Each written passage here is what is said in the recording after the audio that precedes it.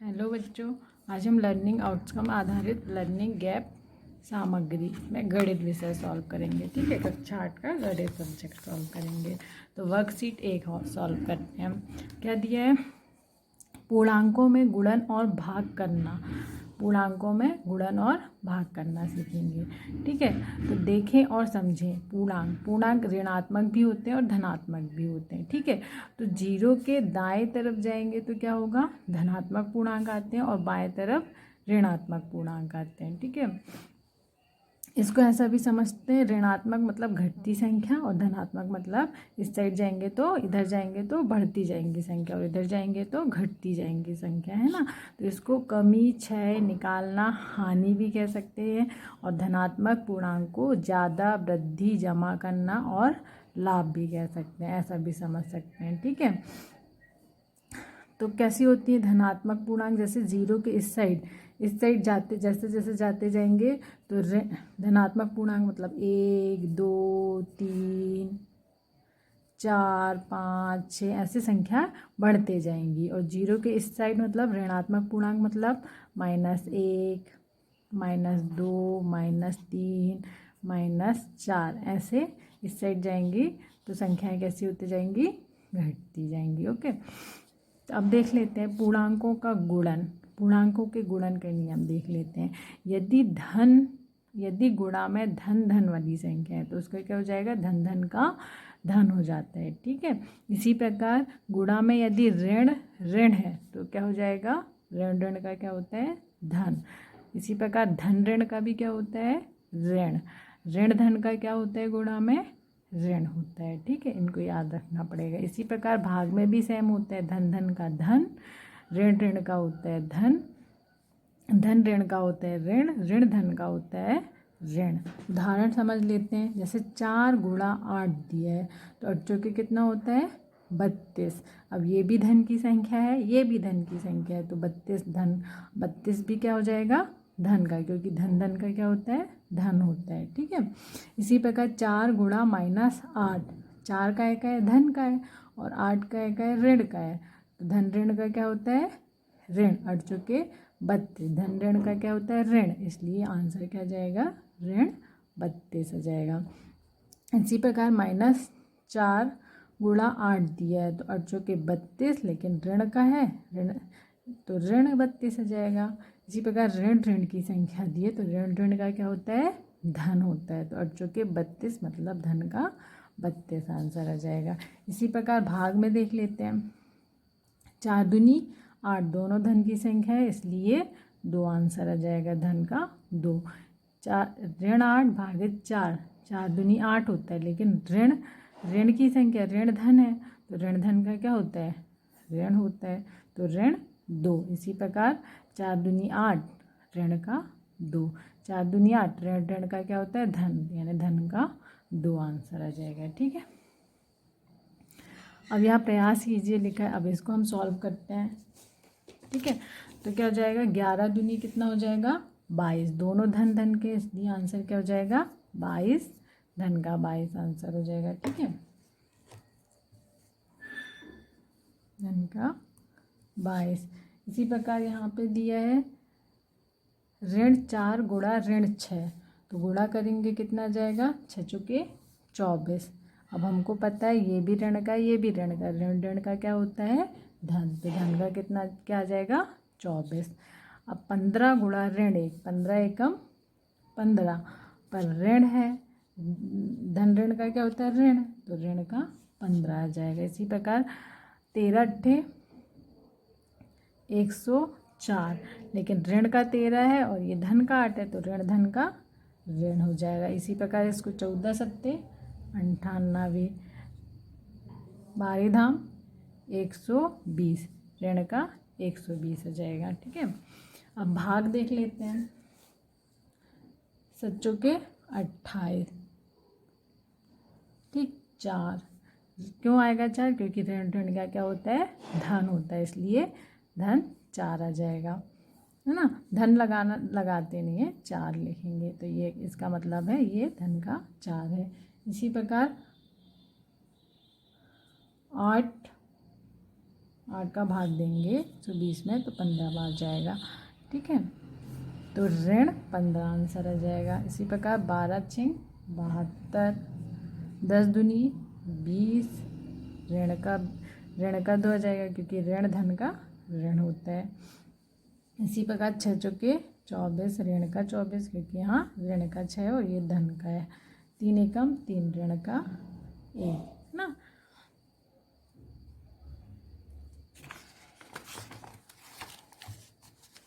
अब worksheet number 2 क्या दिया है, पूर्णांकों से संबंधित दैनिक जीवन की समस्याएं देखें और समझें।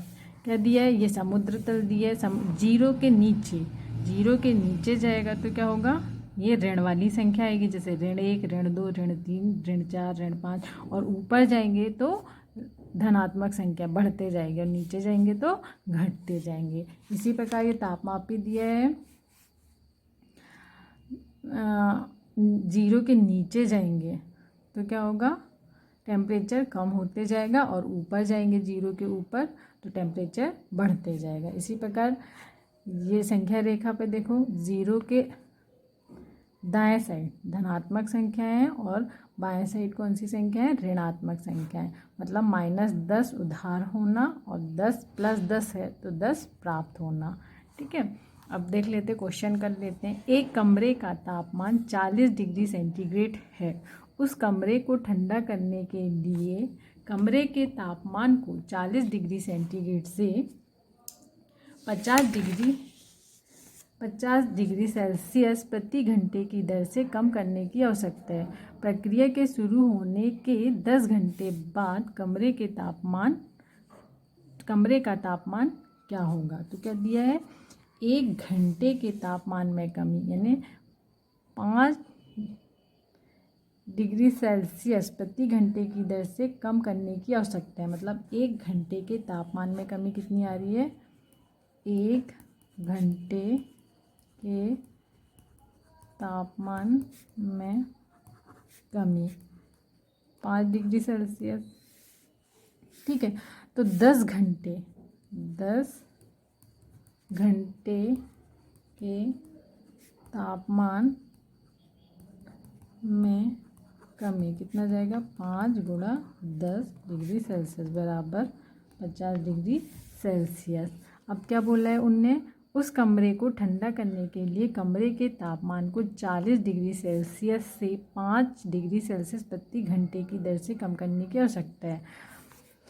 तो प्रक्रिया के शुरू होने के 10 घंटे बाद कमरे का तापमान क्या होगा। तो 10 घंटे बाद क्या हो जाएगा, 40 में से पहले 40 डिग्री सेल्सियस था, अब 10 घंटे बाद घटा देंगे 50 डिग्री सेल्सियस बराबर 50 में से 40 गया 10, ऋण का क्योंकि हो जाएगा ऋण, बड़ी संख्या में ऋण का चिन्ह, तो ऋण 10 डिग्री सेल्सियस आंसर आ जाएगा। ओके,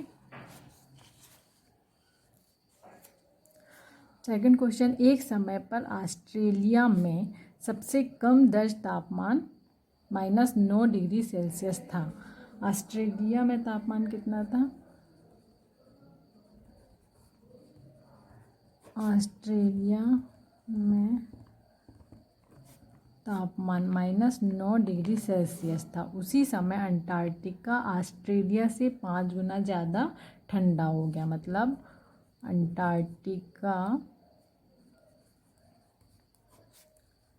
का तापमान कितना हो गया, 5 गुना, तो -9 × 5 कितना जाएगा, -45 डिग्री सेल्सियस आंसर आ जाएगा। ओके, थर्ड क्वेश्चन क्या दिया, एक पनडुब्बी समुद्र तल से 800 फीट नीचे स्थित है।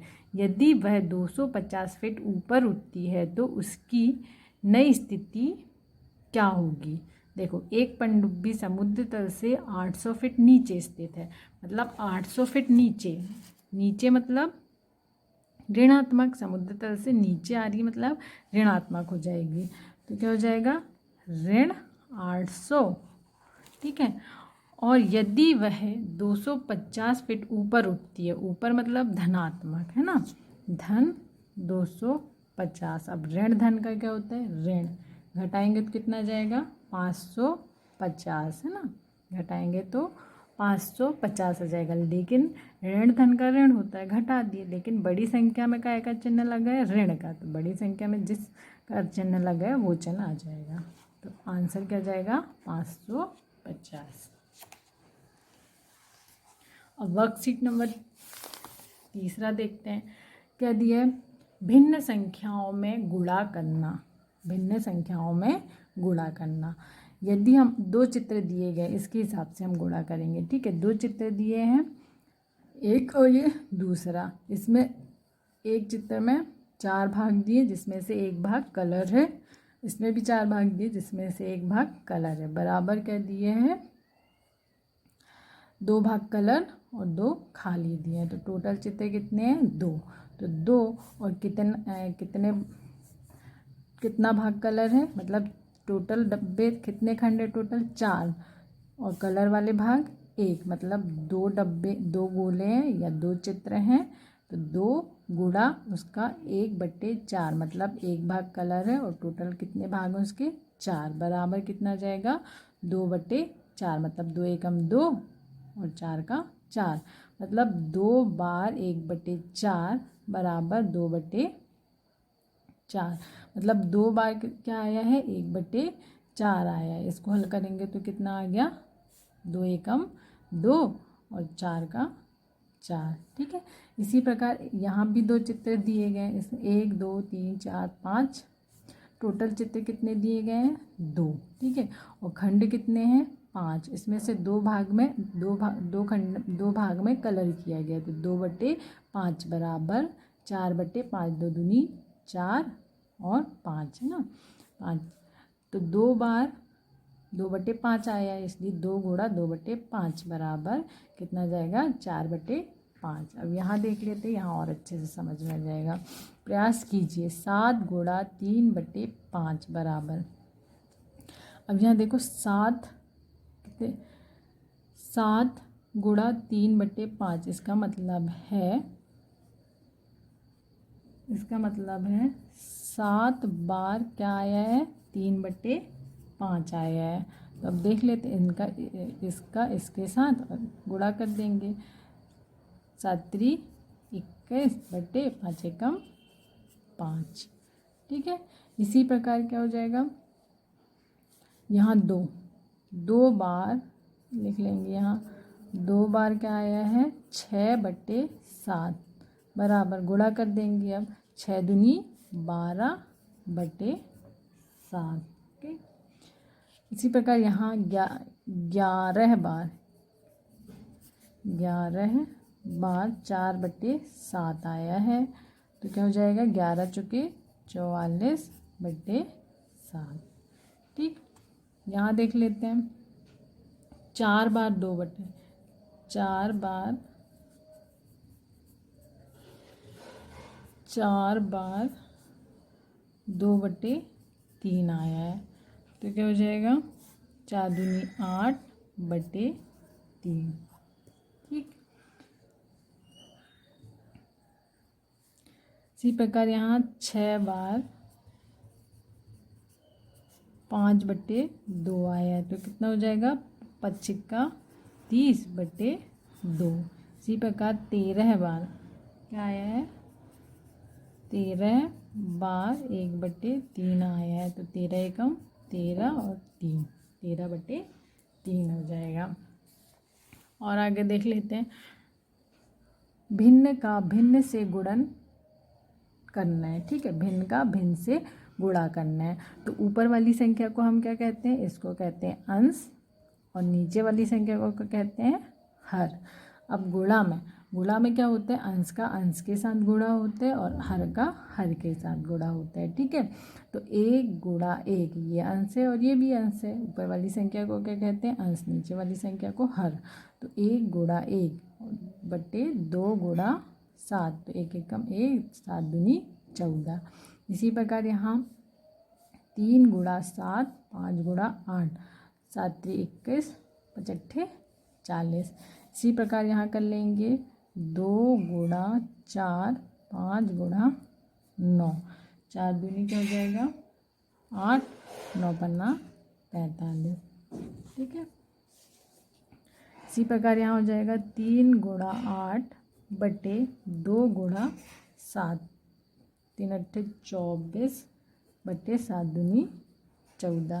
इसी प्रकार 3 गुणा 1 बटे 10 गुणा 7, तो 3 एकम 3 बटे 10 से 70 हो जाएगा। इसी प्रकार यहाँ आगे सॉल्व कर लेंगे।